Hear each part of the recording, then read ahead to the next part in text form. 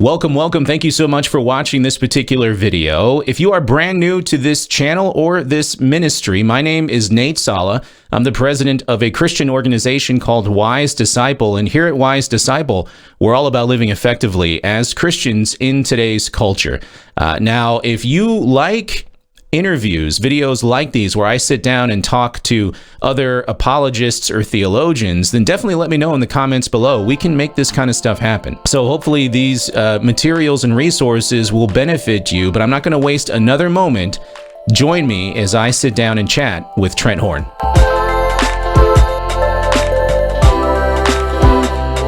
Trent Horn is an adjunct professor of apologetics at Holy Apostles College. He serves as a staff apologist for Catholic Answers. You can hear him on the radio show Catholic Answers Live, as well as his own podcast, The Council of Trent. This is very clever. He's also the author of 9 books, including Answering Atheism, How to Make the Case for God with Logic and Clarity. Trent Horn, thanks so much for joining me. Thank you for having me, Nate. Well, I'm really happy to be chatting with you, and I'm pretty sure I said this like on a video I made recently, but you have to be one of the best apologetics debaters I've ever seen. So it's a real treat to have you with me. Well, thank you. That's very kind, and that means a lot coming from someone who has a debate background like yourself.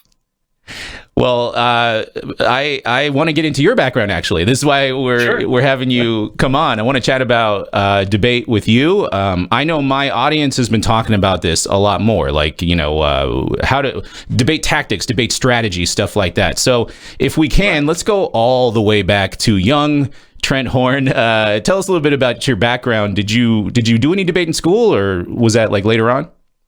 Yeah, here's what's funny. I've never taken formal debate classes or debate training. So I'm familiar with Lincoln Douglas debate and what are called like forensics. Though those kind of debates is very interesting. They're really focused more on technical skill. They're not really focused so much, like when you do debate in high school or college, it's not so much about persuading a layperson as it is amassing a technical amount of points in a competition, that you hit an argument, you didn't drop an argument. So if you go online, so I'd encourage our viewers who probably maybe you watch a William Lane Craig debate or one of my debates, look up high school Lincoln Douglas debate. And it's so very different from when you see like the debates that have been reviewed on your channel, because people will get up and they'll talk a mile a minute. You know, and this is the third point that was assessed by my opponent, because their goal is just to let the judge know I hit all my arguments, I replied to every counter argument, I didn't, and they have these different techniques. So when I do debates, my goal is obvious. That's not my goal. My goal is to present the gospel, to present the truth of the faith, and my goal especially is to reach people who are on the fence, because every time you do a debate, unless the other person just starts convulsing and vomiting and passes out, there's always going to be a group of people that says that guy won. No matter how badly he does, he's always going to have, or she's always going to have, loyal defenders that will say that they won. And same for me, unless I just like convulse and start vomiting, people will say that I won, even if I did a kind of a crummy job. But there are those people in the middle that I want to reach. So my background, I wasn't trained in forensic debating. The only training I got, I did this pro-life ministry called Justice for All, and I would go out to college campuses to dialogue about the issue of abortion. We would set up these graphic image displays. We would talk to students. One of the activities that we did was we would have an open microphone session. So we would have a microphone and ask people, hey, who wants to talk to us about the issue of abortion?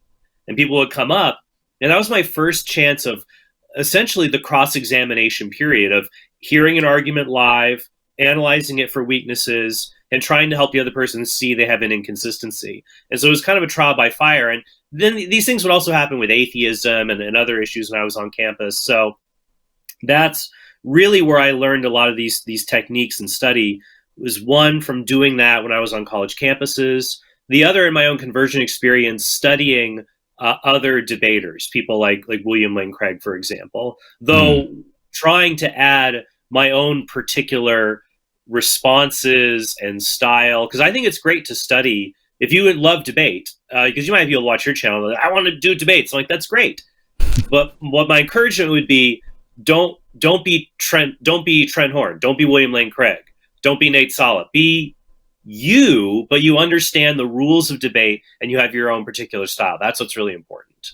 That's good. That's actually great advice, because on top of everything else that goes into debates, and in a second, I was going to ask you a little bit about your prep and what that looked like. But, you do need to work to your strengths. And, one of the other aspects of being a good debater is developing, what's called your ethos, pathos, logos, and having that connection with your judge/audience. Because in informal debates, the audience is the judge, Right. Yeah, playing up on what you're good at, and if you're a little bit more on the humorous side, like I am, using that to your advantage. That's really good. Yeah, I think that's important because as I've done debates, and what you brought that up about logos, ethos, and pathos, or basically logic, emotion, and authority, to understand why should I believe what you're saying. That when you do a debate, whoever you are, understand who you are, play to your strengths, and understand your weaknesses.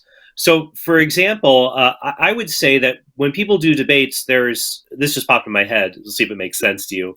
There's kind of an inverse relationship between likability and aggressiveness. So you can have some debaters, they're very likable, but they may, and I think I might tend towards this more than other people. I don't want to toot my own horn. Sorry for the pun there. There's some people that are they're like bulldogs, and this might come up when we talk about other people that I've engaged. And so they come with a very aggressive, assertive style, and that can have an advantage in that you can demonstrate a weakness in your opponent very quickly and clearly.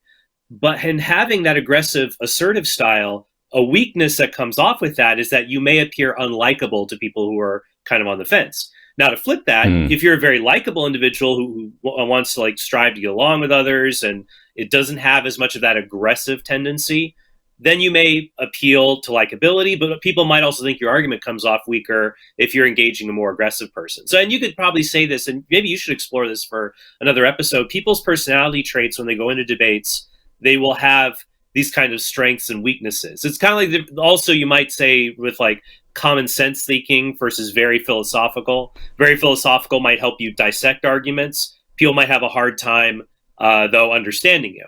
But if you speak in a common sense way, people might rally behind you, but then more learned people will be like, this guy didn't damage the other guy's case at all. He didn't really say anything. Play to your strengths and be aware of your weaknesses and always work to grow with them.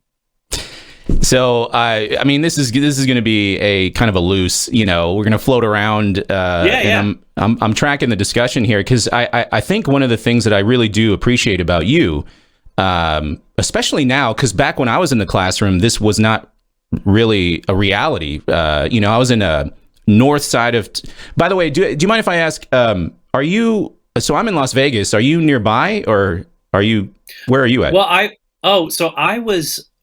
worked at Catholic Answers for a while in San Diego, California, but about a year ago, my family and we relocated to the Dallas-Fort Worth area. I had been to Vegas a few times, though. When we planned to move out of San Diego, I hate the cold. I lived in Kansas for 2 years, and I'm just not a snow person. So it was really, when we looked at places to go, we thought about going back home to Phoenix, where I lived for a while.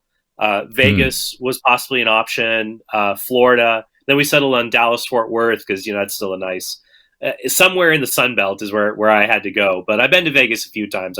It's got some good stuff there, Well, you should have moved to Vegas. I get the sense we would have gotten along famously. But just being in, so Vegas is kind of spread out, and in the north town, it's not really great. It's lower socioeconomic status and all of that. So I was at a school there.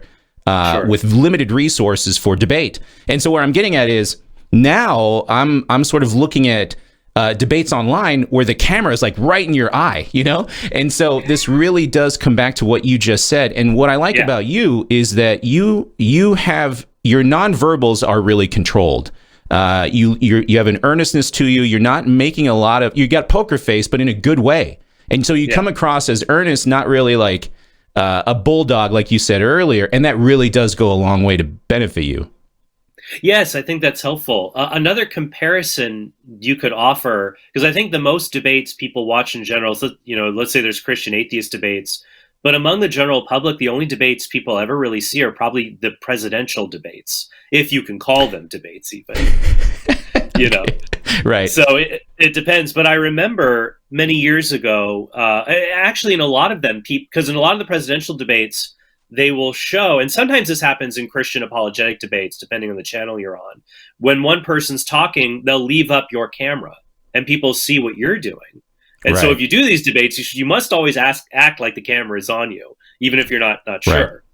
So I remember in the debates with Al Gore and George W. Bush back in the year 2000, one area where Gore stumbled a bit was that he came off very condescending. George Bush would say something, and you could see him in the back going, Yeah, or that's just right. like this kind of stuff. And it comes off. You're right. If you don't have that control over yourself, it can come off, that condescending, or even like a kind of, a lack of control. Now, it's okay to have some responses. In my debate with Alex O'Connor, one of my responses I couldn't hold in when he was talking turned into a little meme with people, because I gave a thought experiment about morality, and I said, what about in this case? Could you murder an innocent person to save your life? And Alex said, yeah, I think you could murder and cannibalize them. And I was getting a drink of my water when he said that, and I go, and I just do that. I have this beat, and someone turned it into a meme, and people noticed that, like, I had this dead man, like, wasn't expecting that. Yeah. All right. So I mean, so you having, it's all about having that control. So poker face in general, neutral face. If your opponent says something like is just ridiculous and attacks you, it's, instead of doing something like this, like, what an idiot, you should just smile and shake your head no, like, my goodness. Right. Or just, just smile and laugh, like, okay, like. And I've seen William Lane Craig do that in some debates where someone says something ridiculous and he's just like, yeah, to show that you've heard the objection, you recognize it's absurd, but you're not getting worked up over it. Yeah, that's right. The worst thing you could do is have surprise face, like, oh, I wasn't ready for that. What's happening? I'm losing it. That's bad. Yeah. But no, you have to push that feeling deep down inside if you are feeling that. Right. And you could, in that case, maybe you could offer a quizzical look. And I have been in situations like that before. My opponent just says something totally out of left field, like, where is this going? And then just proceed to writing notes or pensively thinking. But yeah, it's when you will debate in general, to do it well, you have to have control over your nonverbals and control of your thought, and of course control over your speech and planning what you choose to say in response. That's right. That's right. So, I mean, in light of that, the next question that I had for you was about your prep time, or your prep in general. Like, Sure. What do you do to prepare for a debate? Well, usually what I do is, once we've agreed upon a resolution, I start in a variety of ways. Usually first, I build up my opening statement. And what's hard is, and I always do this, I'll have my opening statement done, let's say a few weeks beforehand, but I still end up tinkering with it the night before. Because I'm like, oh, this isn't working as well. Or, so I'll work on my opening statement. I read the opening statement aloud, and I offer myself about 30 seconds of cushion to make sure I'm not up against the wire to finish. So I'll read it, and I'll read it aloud multiple times to make sure it sounds correct, it's easy to follow, easy to understand, I'm familiar with it. So I will put that forward to be very prepared, and I will go through the opening statement, and I'll make sure to cut the fat. I want to stick with the arguments, and the goal here is arguments and evidences. Every now and then, especially if my opponent is famous for a particular argument, sometimes in the opening statement I will put a preemptive strike. You shouldn't try to anticipate every objection and log that into your opening statement. It's better to put forward your evidence for your case. But every now and then, if I know my opponent will phrase things in a certain way or make things confusing for people, I will offer, and this is especially the case if I am the affirmative and I go first, I'll offer a preemptive strike to say, my opponent often puts things this way, but remember A, B, and C. And that gives the audience another way of looking at his opening statement. That way they say, oh, I see what he's doing here. That way they're analyzing his opening statement with my preferred lens. So what's interesting is when you do debates, I had somebody was talking with me. They were saying, I want to do a debate with you, but could I open and then speak last? And I said, absolutely not. Absolutely not. Yeah. Because there's a trade-off there. When you speak first, you get the advantage of setting that framework, setting a lens for people to view the negative's opening statement. Yeah. So you do have an advantage there, but you also have a disadvantage that the affirmative carries the burden of proof. The negative can just fold his arms and we'll get up when we talked about a particular debater here soon, just say, I'm not convinced. Right. You shouldn't be convinced. It's not good enough. The negative just has to cast doubt. So traditionally, it's easier to be the negative. But the affirmative can also put so much out there, the negative can't really shoot it all down. The negative has an advantage, though, in that he gets to speak last. So he gets to have the last closing statement. Now, you shouldn't cheat. I'll tell you one thing, Nate. In many of my debates, the thing that's most frustrating is nearly everyone I've debated has cheated at one point in the debate. Okay. So I'll give the most common examples is when we do Q&A, the question and answer with the audience. Usually it's 2 minutes for one person to answer, 1 minute for the other person to respond. Okay. And I cannot tell you how many times I've been in a debate where that guy gave their 2 minutes and I gave my 1 minute counter reply, and then he pipes up and says something else, which is against the rules. Yeah. You had your turn. We need to keep it even. Or in the closing statement, when my opponent will present a new argument. Now, this happened to me in my debate on the deuterocanonical books of Scripture, or as Protestants call them, the Apocrypha, the Old Testament canon. That my opponent, he threw a new argument in his closing statement, and I said, I'm not going to. That's false. I'm not going to respond at length because he shouldn't do that. That's against the rules. So what I do at the debate, so I craft the opening statement real well, trim it up. Then what I do after that is I try to understand my opponent as much as I can. Like I want to know him or her better than they know themselves. So I'll watch their debates. I will read their books. And so in doing that and researching the topic and understanding where they come from, then I will craft rebuttals, and they will be, usually I'll keep them as notes. Sometimes I'll keep them in a Word document, and I'll be able, on the fly, when I'm talking to the person, I might jot down what they say in opening, and then I'll slot it into a rebuttal. Sometimes I have a rebuttal pre-written because I'm going to take a good gamble, a sense of what they're going to do.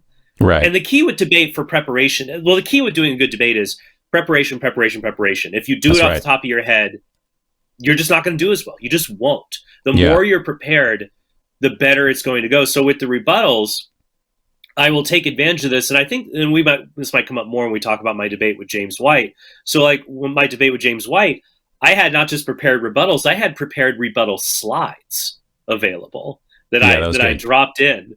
And so I noticed this actually, that when I went up with my computer, even the second rebuttal to offer my replies, he kind of threw up his hands, seeing that I had this and was ready to walk people through what he had said. So that's what I'll do next is I will really immerse myself in the other person, so much so I'm kind of sick of them by the time the debate gets here, if they have a paper and debate trail.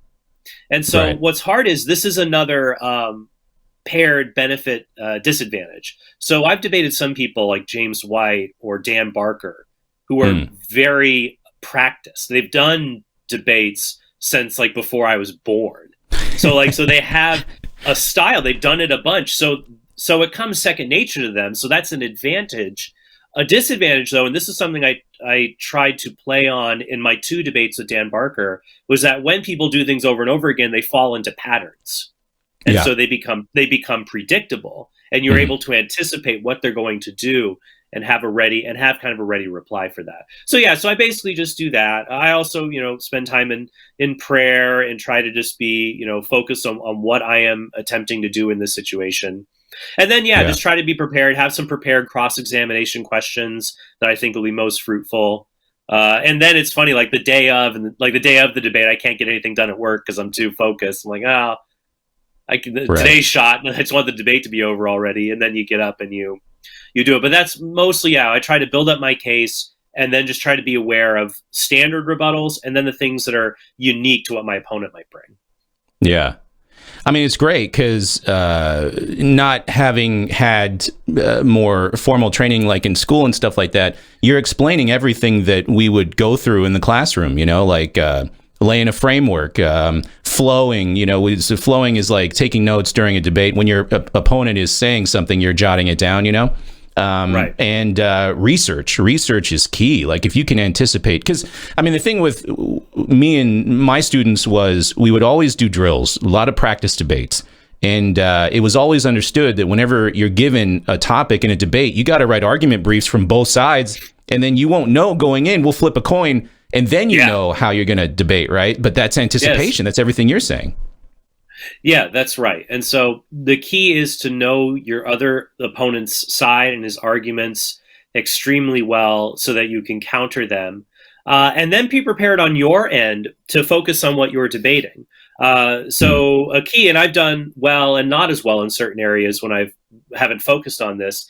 Like if you're defending a resolution, focus on the resolution. Don't let your opponent trick you into going into a side trail on things where he might be ready to clobber you if it's not a crucial part of your resolution. You can say, well, that is a very interesting topic, but it's not related to what we're talking about today. So if you're a Christian and you're debating the existence of God, or even whether did Jesus rise from the dead, your atheist opponent might say, so my opponent believes in the Bible, but the Bible says that that Christians can burn people at the stake, or that the Israelites can slaughter men, women, and children. It's a trap, to quote Admiral Akbar from Return of the Jedi. Because then if you're sucked into debate, because even if you feel confident, he purposely brought that up because he knows it's easier for him to hit you on those points, and it detracts from the case you're trying to present. So you have to be careful to not be sucked into those side venues. But it's all about preparation. I'll give you an example that when I debated Dan Barker, a former pastor turned atheist, author of the book Godless, we debated once. It was like my first public debate. Still pretty green. Then we debated a second time at the University of Minnesota, and Barker did what I thought he would. That I studied his previous debates, and he hit point for point, same thing. Now he had overwhelmed previous Christian opponents that we were debating: does the Christian God exist? So what Barker did was he just threw up. He did something, and this is helpful for people to know in debate parlance. This is originally called the Gish Gallop. So Duane Gish was a young Earth creationist, and when he would debate people on evolution, he would just have like 20 arguments against evolution and, run through them quickly. And it's hard to go back through all of them. And you say, well, you didn't get all of them, so I win. So Barker kind of did that with Bible difficulties and contradictions. His whole case was, does the Christian God exist? No. Here's all of this stuff in the Bible that is difficult or doesn't make sense. So I practiced very hard and crafted first my opening statement. I was a preemptive strike against that approach, saying it's not relevant. And actually, I remember that debate, I ended right on the buzzer, right at 15. And then in the rebuttal, my rebuttal was trimmed as well. That entire rebuttal was pre-written. I knew exactly what he was going to do. And so because of that, I was able to neutralize all. The problem with the Gish Gallop is, it's good, except if your opponent catches everything and throws it back, now you're under the same weight to reply, and you've gotten yourself into trouble. So there, the preparation really paid off. Oh, that's good. That's good. He couldn't come back with anything. No, he was not able to catch up after that. He could have if I was unable to reply to his arguments, but I was able to reply, I think, to almost every substantive objection. He just was, because he was just, here's a Bible verse. Boy, doesn't that sound bad. Here's the next one. Here's a Bible verse. Oh, boy, doesn't that sound bad. So because he doesn't elaborate on them, I can say, actually, this makes sense for X, and not even be that lengthy in my reply, but then just hit it point by point, and then throw that back to him. So one of the things that so I'm curious to get your thoughts on this. One of the things that I would teach my students, there was a kind of a cliche saying floating around at the time, and the more I thought about it, I was like, my goodness, I really do think this is true. Because we talk about frameworks, and framework is really just narrating. The way I define it is narrating the debate, narrating the discussion to your audience so that they can better understand what's going on, especially like really technical topics and discussions, narrating it to them so that they have a way to think through the debate, but you're also you're kind of you're bringing them over to your side because you're narrating it in a way that's advantageous to your position. And so from my point of view, Exactly.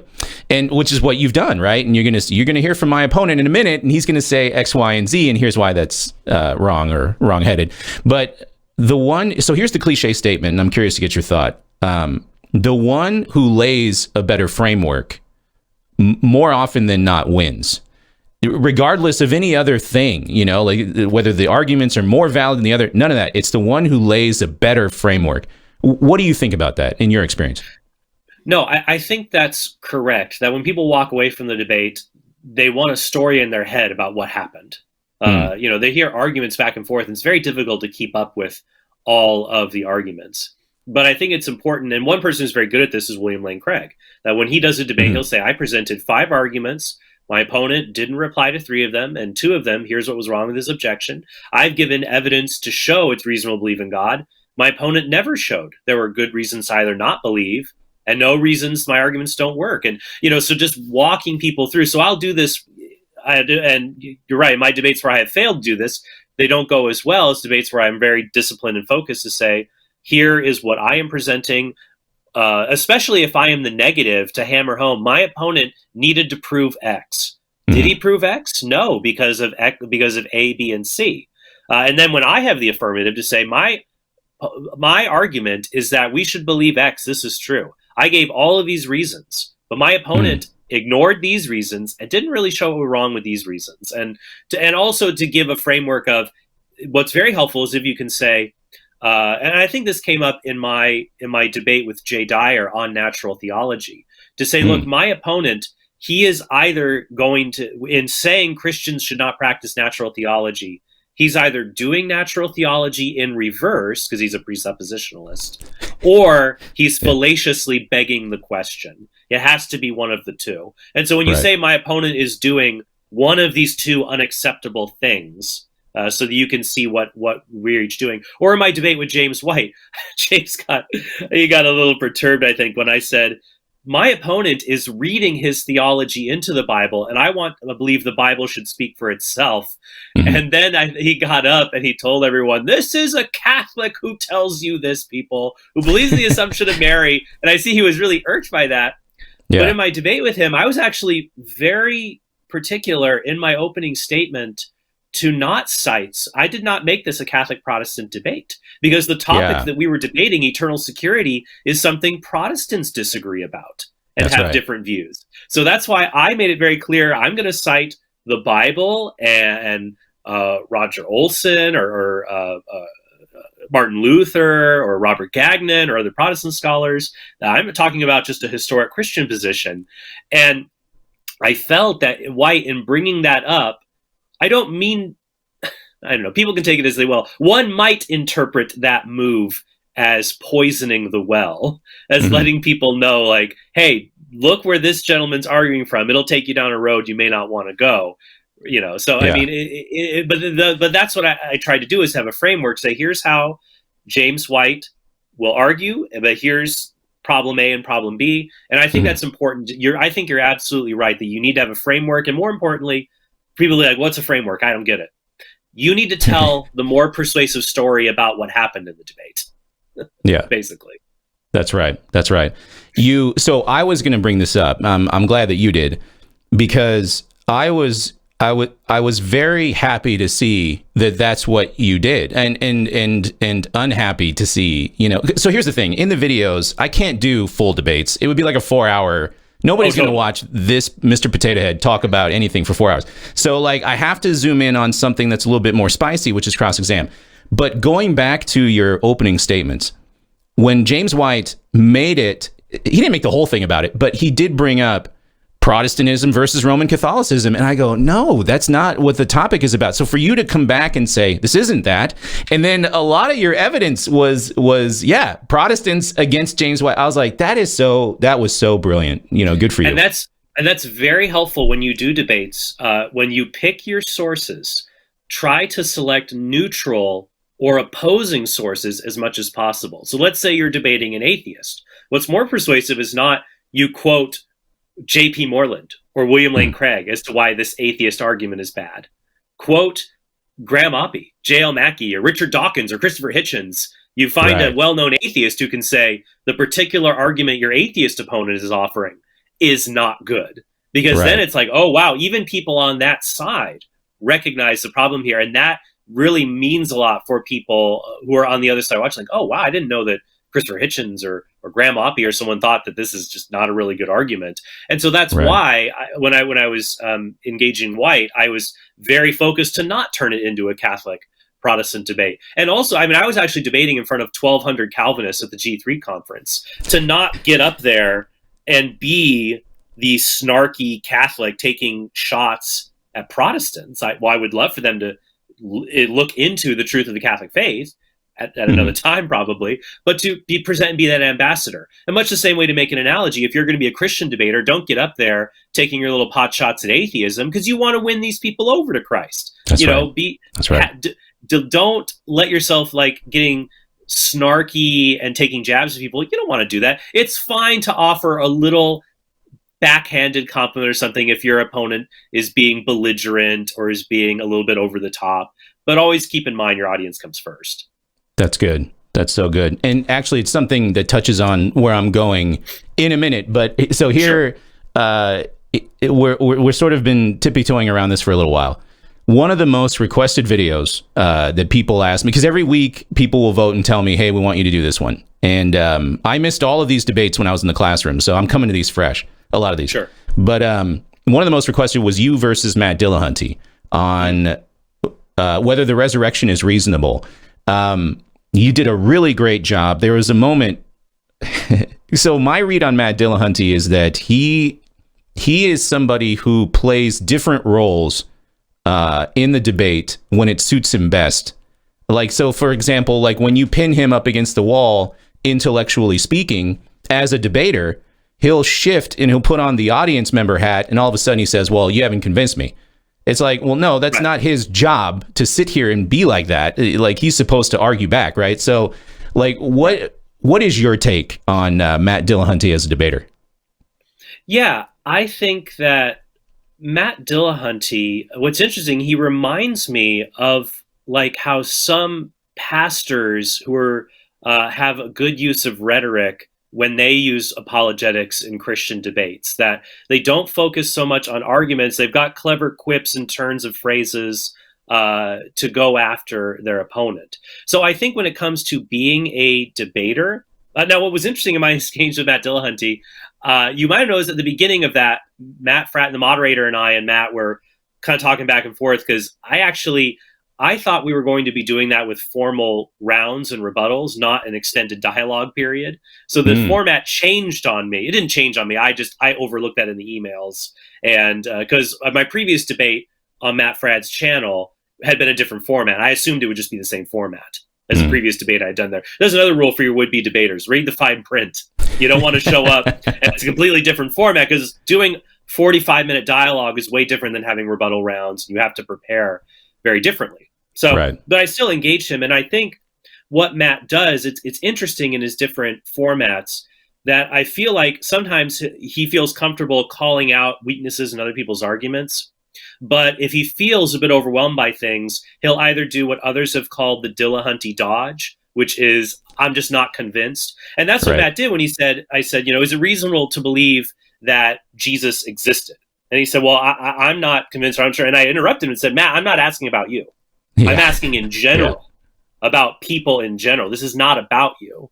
And that's important, because some people, when they debate him, Matt does well if he treats the debate as, the debate was, can Matt Dillahunty be convinced God exists? I wasn't convinced, so I win. That's of course, that's a great topic. I wish I could have a topic. Is Trent Horn convinced of atheism? No, I won. There you go. Right. But, so I think that when it's structured, when people have an opportunity to point out the problematic elements, and they also have to be careful, because as I said earlier, Matt, in some cases, it's just in the cases when he does this, he becomes kind of a bulldog.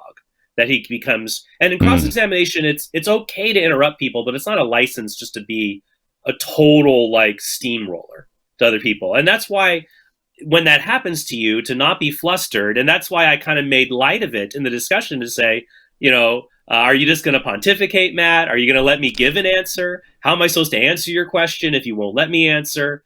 Right. Just to let him know, like, you're doing this because you just don't want people to hear what I have to say. So I think that it was helpful. And I think especially for people on the fence, you go through the comments. It's interesting with Matt, like whenever he goes and does debates, there's like 100,000 Matt Dillahunty fans that follow him because he'll go to an obscure channel and do a debate, and that channel will be like 2,000 views, 2,000 views, 180,000 views. So I'm like, oh, Matt brings a sizable audience with him to watch these things, and they'll watch him like, oh, Trent got destroyed, this and that. But I'm more interested in the people on the fence when they read through things, say like, I don't think Matt really understands history very well. That he doesn't understand like how history works and things like that. So, and that was similar to my debate with Alex O'Connor, seeing people saying like, I didn't think that was his best one, and I'm an atheist. So that's what I look for. Yeah, no, that's good. And for that sort of subsection of the audience, right? The little things, quote unquote, the little things really do matter. And so going back to nonverbals, there was just a moment that stuck out to me where I was like, dang, man, that is so good. And the thing is, like, I can't handle my nonverbals. I have various backgrounds, and one of them, sure. I probably shouldn't mention this. It's going to be very embarrassing, but is acting a little bit for 5 seconds. But go ahead. Yeah, go ahead. But, you got to be expressive in your face. And so to bring that into an environment where you have to have a poker face, I can't do that really well. There was a moment in your debate where Matt Dillahunty, he said something like, oh, my God, why are you bringing up Alex O'Connor? When I brought up Alex O'Connor. That's right. Yeah. And this is what you did. You stopped, no change of expression on your face. And you go, what's wrong? And I was like, that is so good, man, because it looks like Dillahunty is the one who is being weird, and he was. He's getting emotional. He was. And I think, and that's where it gets interesting to compare, because that's one of the few exchanges where even many atheists say that Matt did not do very well. It was when Matt and Alex had an informal, they're like in a hotel room having an informal conversation about ethical veganism, about whether we ought to be vegans, and Matt isn't. And so what was interesting in that exchange, because it was in person, it was just like in a hotel room, and they're just chatting, and they're friends, they're both atheist pals, you would imagine. And so Matt was kind of inhibited from bringing out his bulldog that he uses when he's in trouble, to try to like steamroll the other person. So he was doing a lot of dodging and seemed to be in a corner, couldn't really answer Alex in that regard. And other atheists called him out on that. And so I think that and so that's why I was bringing up, because the prompt for the debate with Matt was specific. Now, I thought it would be helpful, more than arguing, did Jesus rise from the dead? I really focused on, is it reasonable to believe it? And that's a very different prompt to say, look, and that's why I asked Matt, something could be reasonable and you choose to not believe in it. That's right. That's fine. And so that's that. And what that does is, as the affirmative, it lowers the burden of proof for me. I don't have to prove that this happened. I just have to prove you're not a crazy person for believing in it. It's a good first step for some people who think it is crazy. And so it's baby steps for people. And so that's why I wanted to show that Matt has a big problem. Matt Dillahunty has a big problem if he can't distinguish between something being reasonable and something being convincing. Because what Matt does, here we go. This is the insight with Matt Dillahunty. He'll do his debates and he thinks he's proven Christianity is not reasonable because it's not convincing to him, but they're not the same thing. And a lot of people just think that those are the same thing. So I tried hard in that debate to show they're not the same. You got to give a reason to think this is unreasonable beyond just you're not convinced. No, that's excellent. I mean, that's exactly what I would do. So, good for you. Good for you. One of the other most requested videos was your debate with James White on internal security. Now, I did, I was very apprehensive to do that. I did another, if I can characterize it this way, I did another one. Put it this way. I'm much more comfortable doing Christians versus atheists. I'm not comfortable doing more, we're on the same team. Yeah, exactly. So, because I did it before, and it was on election or something like that, and boy, the people's various audience members came out and against me and all that stuff. I think you had a very fair review and closing verdict on the debate with White and I. But if you had another thought, go ahead. Well, okay. So I, concluded as such, but feel free to, take up some time. And your evaluation of it, I thought was fair to look at. That debate, what it reminded me of, and your evaluation of it, it reminded me of the first Rocky movie. when Rocky fights Apollo Creed. Okay. Yeah. So, Yeah. and I was actually somewhat nervous going into that debate with James White. This was actually my very first Catholic Protestant debate. Prior to that, I had only debated really on atheism or abortion or did Jesus exist. So this was my first invitation to do a debate on a Catholic Protestant issue. And it's with James White, who his reputation precedes him as a debater. So I prepared a lot for it, but I was still nervous. And I feel like now, reflecting on it 4 years later, if I could go back and do things, I would certainly do things differently in the cross-examination to focus the argument more, always little things like that. But overall, so your analysis of it, so like going in, it was kind of like, Rocky is just like this boxer from, the streets of Philadelphia, and he's going to fight Apollo Creed, and then they get in the ring, and suddenly it's like, hey, Rocky has some punches Apollo Creed was not expecting. Like, this is not the knockout you would think of someone who's the veteran versus the rookie.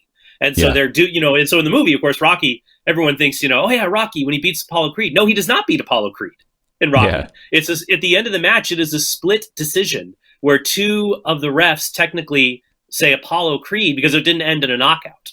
So and that's interesting, like when you have a debate, very few debates end with a knockout. A debate where the other person is knocked out, I actually feel kind of bad for those situations. I feel like it's almost like not fair, to have someone who's so poorly prepared or just gets completely walked over. So like in boxing, you can win a boxing match via knockout or via technical knockout, or, through the judges will tally up the hits, the body blows, the deflections. And so like in Rocky, it's a split decision. So I think people might come away from my debate with James White as split decision. Some people will side more with you or side with others. But overall, I feel good because it's pretty good that Rocky was able to do that. And I felt good, like, hey, this is my first Catholic Protestant debate with someone who has a lot of experience in this regard. And I think it gave a lot of people a lot to think about on that particular position I was defending. And my other goal was just for people to have a favorable view towards a Catholic defending Catholic doctrine, showing that we care very deeply about Scripture and that I want to follow the Scriptures and exegete them and present them well to others. And so even if that is just my only goal, I'm happy with that coming out there. But it's always fun, though, to see when it's like being an athlete or wherever you do the play-by-play, you'll say, oh, that was a good landing. I didn't stick the landing there. And you always have to look and then learn and grow and look forward to the next one, basically. No, I appreciate that. You're being very kind and very very even-handed with this kind of thing, because I really thought about it later. And I mean, for anybody wondering, like, these are my fresh reactions. I'm not, I think there's always somebody, but somebody said in the comment, like, oh, this guy must be watching these thousands of times. No, I'm really just going in fresh. Like, I'm going to do the White. Well, as of this recording, I'm going to do the White, Craig, the Unbelievable thing. Oh, yes. I'm going to do that soon, this Friday. And so I haven't seen it. People are like, hey, man, don't tell me. I want to go in fresh. I don't know, but, and I really do get the sense that the Rocky thing is so apropos, man. Like, that is what it was. Like, it was so close. I really do feel like if I watched it again, I'd say you won. Like, that's how close it was. It was so good. It felt so good to watch. It was just really great. Yeah, and I think that it's helpful to see that. Though in general, though, it's interesting. And if you're going to do this, by the way, people, and I'd love to see more people to debate.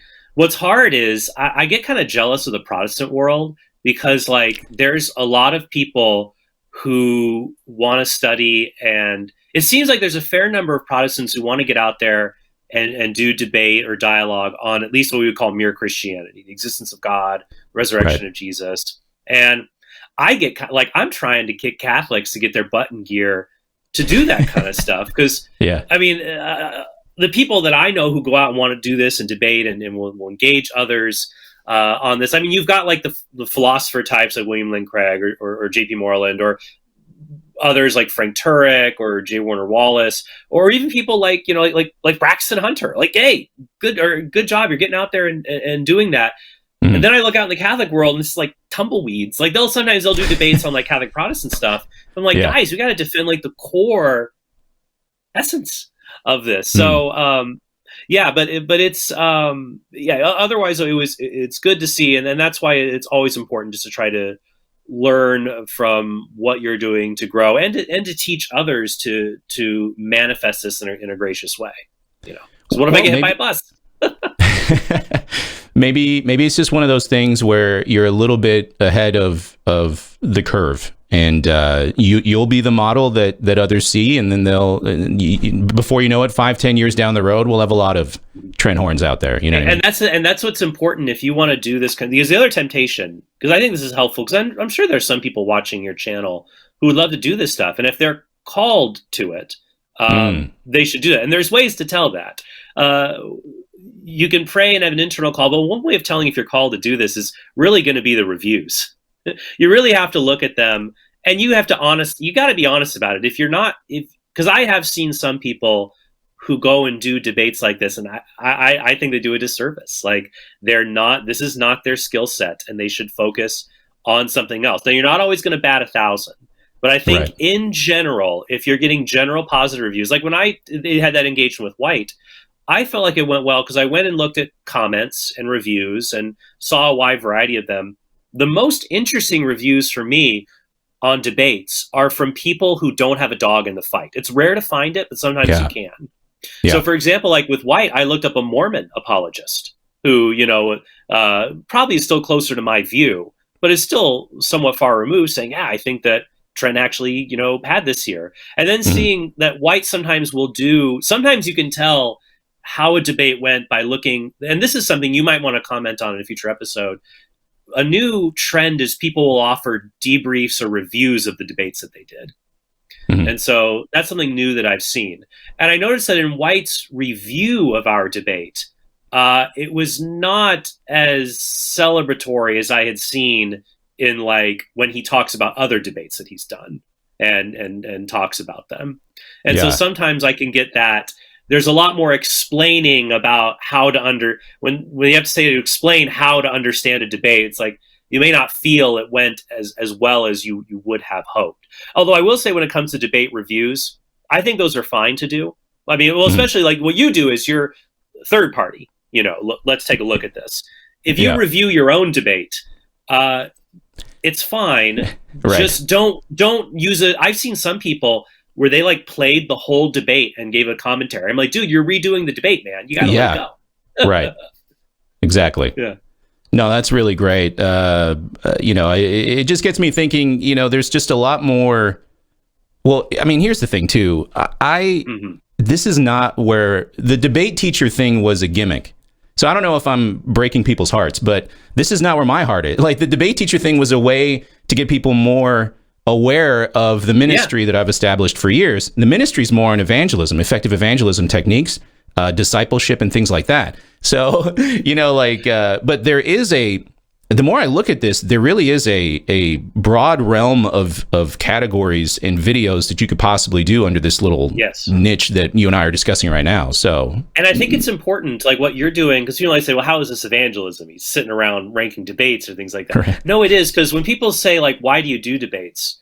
I tell them, I actually don't do debates in order to end the discussion on a topic, but to start it. Because I always counsel people, a debate is not a good way to arrive at the truth of a subject.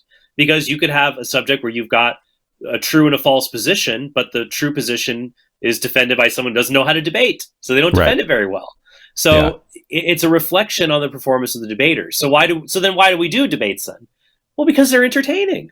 They're entertaining and they get us interested in an issue. Like, let's say you're going to do the review of White and Craig on Calvinism, Molinism. Way more people are going to watch that than will read an article analyzing the theological significances of Calvinism and Molinism on the question of divine foreknowledge. A few people are going to read an article like that, but it's fun to watch two people spar on that. And so what I see is that the debates, especially people on the fence, whether it's Christianity or atheism, whatever it is, if you're on the fence, I want to figure out more of these arguments and these things. So it gets people more into the subject to do that. That's my goal, is to get people more fascinated by the subject to do their own research and investigation. But hopefully, as they do it, they have a partiality to the side I've represented because of the the technique that I used, and the evidence I presented. Right. That's great. That's great. Do we have a few more minutes? I know we're running up on time here. Yeah, actually, I got a lot of time. Don't stress. It's fun. It's fun to talk shop with people. Plus, I work from home, so I don't get to talk to grown-ups very much.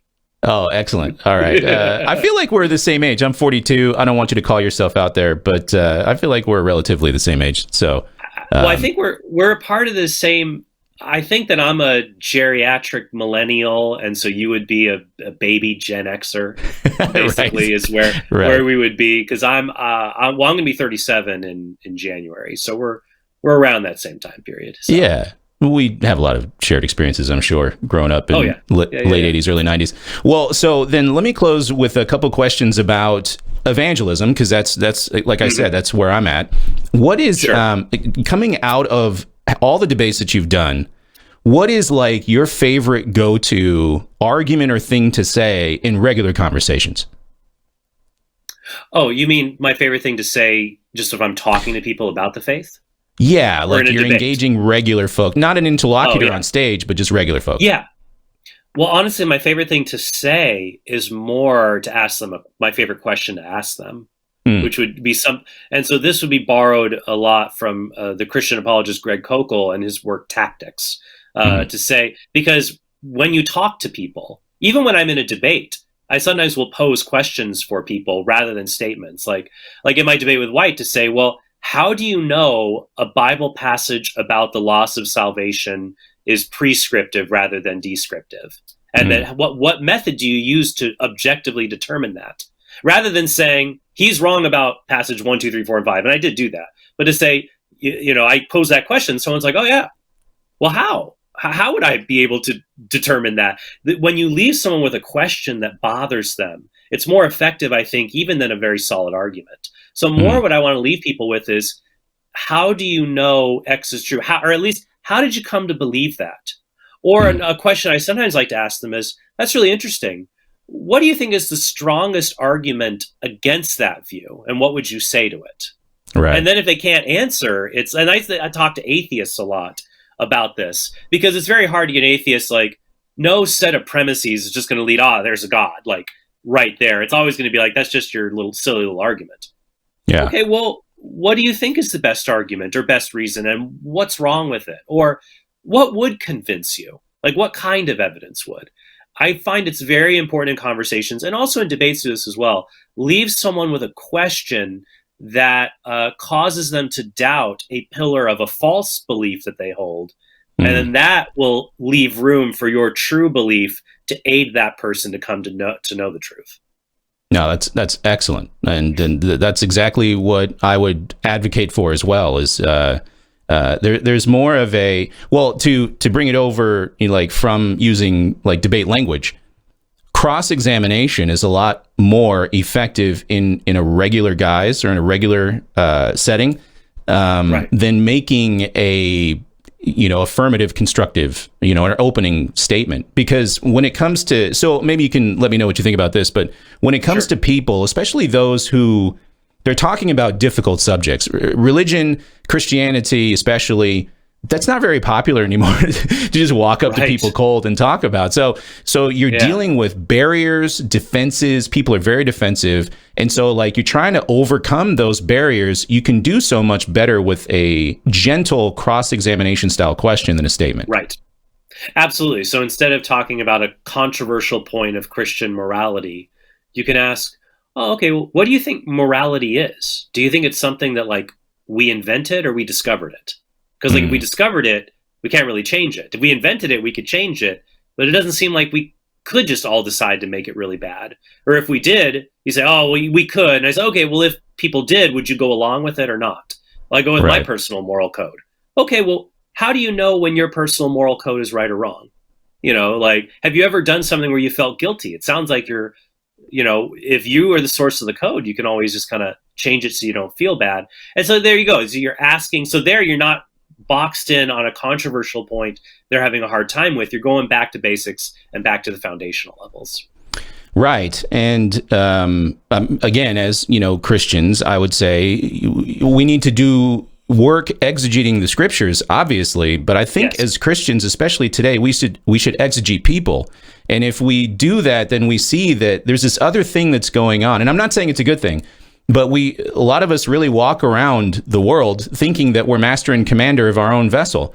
And so, Right. Galileo said a long time ago, you cannot teach a man anything. Ladies in the audience, you know what I'm talking about, right? You cannot teach a man anything. You can only help him to find it within himself. And so, again, asking those questions leads them there, but they think they're the ones doing it. Right. And you're guiding them down that path. And that's why it's important that we know as Christians that we do not have the power to convert people. Only the Holy Spirit can bring someone to faith. But what we can do is we can remove obstacles to receiving the Holy Spirit and give people questions that prime them, so to speak, to be open to that movement of the Spirit in their life. And that's our role. As St. Paul says to the Corinthians, we are, I think it's 1 Corinthians 3, we are God's co-workers. And then we, in planting field, it says we are his co-workers. Now we aren't involved in moving someone to the moment of salvation, but we do prepare the path so the Spirit can move them to that. Yeah, that's good. That's good. I think we're already kind of touching on this. So, because we're talking about elements of debates that can actually help us in regular conversation. Not a lot of us are going to be on stage doing this kind of a thing in a formal sense, but definitely all of us can get out there and fulfill the Great Commission with the people that God has placed in our lives. So what are some ways, though, that you can't just take a debate and drop it right down on top of a regular conversation? So what are some ways that debates can not help us or hinder us in regular conversations? Sure. Well, they can hinder us if we treat interpersonal conversations like debates. That's a bad idea. So, for example, when I do debates, my goal is not to cause Dan Barker or Matt Dillahunty to become Christian or James White to become Catholic. That would be an excellent bonus if that were to happen, but I'm not counting on it. But my goal is to reach those people sitting on the fence who are listening in, and that they come away and say, that guy had a lot of good information and he was confident and he didn't lash out at the other guy. I want to see more of what he has to say. So even if I'm, kind of having a little fun a little bit, or, with my opponent, or back and forth playfulness, it's okay because, I'm more playing to the people watching. But the problem is those people, if I talk to them, I do not treat them like a debate opponent. For I really do hope that I have a reasonable chance of, if they're on the fence and having a conversation with them, a friend, a family member, to help them to see what I believe, and they come to believe it. And also I have an added benefit. My debate, I've got 2 hours. That's it. With this person, I have ideally a relationship, so I can take it at a slow pace. Because in a debate, you've got to run hard. You've got a 15-minute opening statement. Get it all in there. And if you don't get it in there, tough. But in a real relationship, I can take baby steps with the person. I can walk them through it step by step. So I'm not in a debate, I'm toe to toe. So you cannot take that in a conversation. Conversation is shoulder to shoulder, that I'm walking alongside this individual. So now I do think debates can serve a role here. Like when you're engaging people in conversation, you might say, yeah, it was really good talking about this. Hey, by the way, you might want to watch this debate. Like I might send people my debate with Alex O'Connor or Ben Watkins on atheism. So you might want to watch this, because they might be more willing to watch a debate than a talk on something they disagree with. Because at least they get to see their guy up there. And, and then you can engage one another in that regard. So I think that in our interpersonal conversations, treating them like debates will hinder evangelism. You have to treat them as dialogue and as baby steps in conversation. And that's something I touched on before, would just be debates can hinder evangelization if you're bad at them, or you're uncharitable, or the worst combination, you're both bad and uncharitable. It's I don't know which I don't know. I think I'd rather have a charitable person who's not super intelligent than a smart person that everyone just thinks is a total jackass. I don't know. It's a hard one. That I personally would rather be someone that someone thinks that, I'm wrong about this, rather than, well, it's hard. I don't know, because sometimes I feel like I would want them to think Christianity is true. I would rather have them think Christianity is true and I'm a jackass than that I'm nice and Christianity is false. Like, I would rather make that sacrifice. But on the other hand, I feel like being unchristlike can push people away further than just a mere absence of knowledge. I guess here is why. I feel like it's easier, like if you come across someone who is an ill-informed, nice Christian, it's easier to fix that with information later. I met a Christian, they were super nice, but they don't really know a lot. And I say, oh, well, he didn't know about this. Oh, wow, that's really good information to know. It's easier to fix a lack of information. It's harder to fix a lack of charity. You run into one Christian who's the jackass. That's just a fun word to say. No matter how many other nice Christians you put out there afterwards, that one still sticks with you. And it's hard to shake. So I think that would be, yes, I would prefer a person to be charitable and ill-informed, because it is easier to fix the lack of information later and get them to all these great resources that are out there. But in general, so if you want to do debates, you have to make sure you are informed and you're charitable. And if you have that, give it a try. Have Nate review your debates, see where you can grow, see how it's going, and go out. You don't have to be doing, there's little Discord, there's other small venues to do it, but just practice being informed, prepared, and charitable. No, that's real good. And, I think the Apostle Paul agrees with you, because when you're saying this, I think of 1 Corinthians 13, where he's like, look, you can be the smartest, paraphrase, you could be the smartest person in the room. You could have all of these abilities and giftings, but if you do not have love, you're nothing. And I think you're absolutely correct on that. It does come back to relationship at the end of the day. Like this is how I try to get the people around me to think about this. Like, what is the greatest commandment, right? Jesus is approached in his ministry and he's challenged a little bit. What's the greatest commandment? And he gives the Shema, right? Like, love the Lord your God with all your heart, mind, soul, and strength, and love your neighbor as yourself. It's not win debates, it's not be the most effective communicator, it's love. And if it's communicated in love, it'll be received in love. And they're not mutually exclusive. So, like, I'll give you an example. Right. Like some people that I've debated,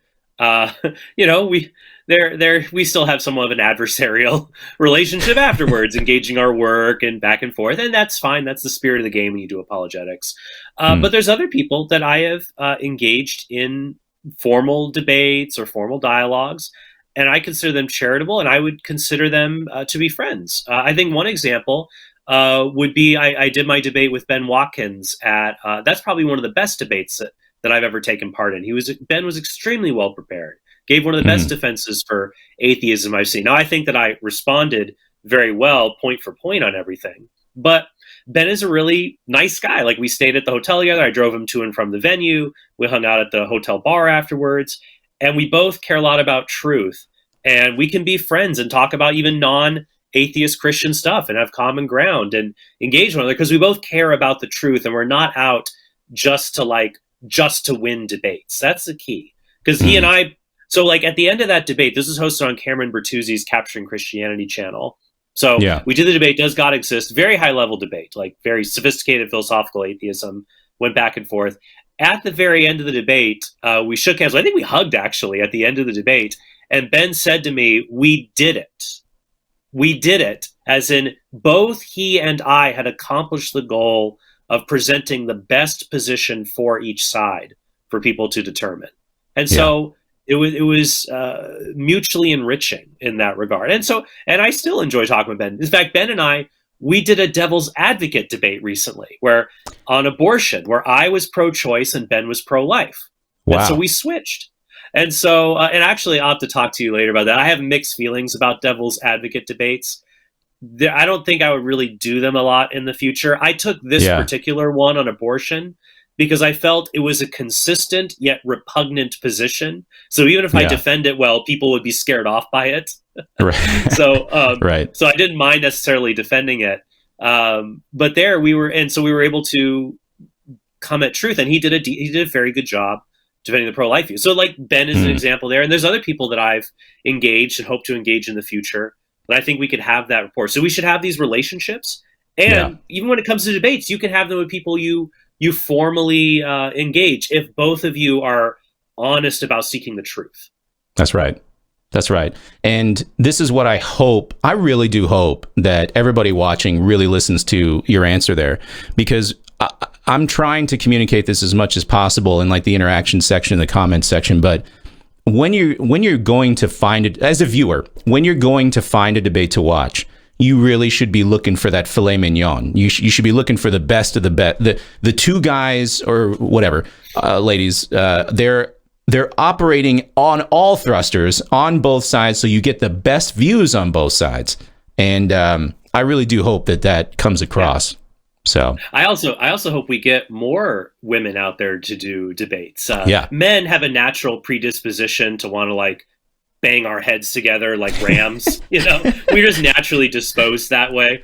It's like only men could invent football, a game where you literally just run your heads into each other. Yeah. But I would love like one of my but women can bring very valuable contributions to debate. One of my favorite debaters is a woman named Stephanie Gray Connors. Stephanie, she's done several debates. She does debates primarily on abortion, though she's branching out into other bioethics issues. But Stephanie brings a wonderful charm and charisma. I think a friend of mine said that, she can just, well, he put it in a cruder way than I would have, that she can just destroy opponents by sticking in the knife with just this wonderful angelic smile. And of course, Stephanie does not mean to, she's never been cruel or uncharitable, but she can just demolish a pro-choice position. But she still is very charitable and kind when she's engaging other people. But there aren't as many women involved in debate as I'd like to see. So I'd love to see more. And I would recommend, I'm sure there's women that watch your channel and my channel. If you feel called to it, give it a go. We'd love to see more of that representation out there. Excellent. Yeah, agreed. Totally agree. Trent, I thank you so much for your time. I'm really enjoying this, but we're coming to a close, and I want to make sure that you let everybody know, like, what's upcoming for you. You got any projects or any other debates maybe down the line?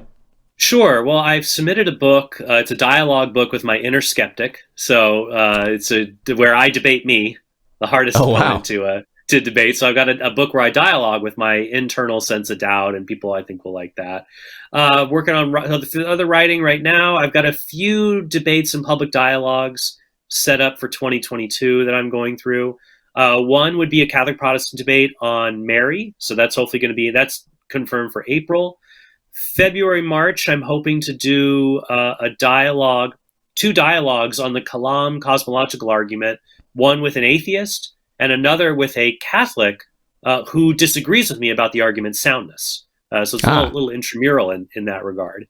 And then after that, maybe this summer, this is still very TBD, but I've been engaging the work of a Protestant scholar, Gavin Ortland, who's a very charitable, intelligent individual. He has a channel called Truth Unites. I published a response to him on purgatory. And so I'm hoping maybe to do a series of dialogues with him, maybe even something in person. We'll just have to see. But they're a lot of fun. Debates are one of my favorite things. Like, what's funny is I'm kind of scaling back my public speaking schedule. I don't do talks as much because I kind of feel like audio animatronic when I give a talk. I'm like, it's the same old talk. Right. But debates is just, you never know what you're going to get. So they're a lot of fun.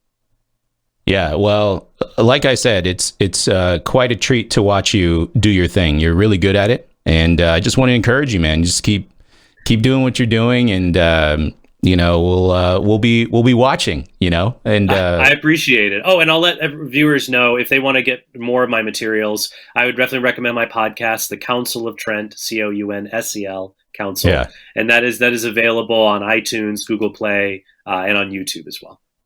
Right. And of course, the YouTube channel and TrentHorn.com for more information from Trent. Yeah. Trent Horn, apologist, professor, author, and again, all of the things for Trent, go to his YouTube channel and check out his website. Trent, thanks so much for joining me today. Absolutely, Nate. Thanks for having me.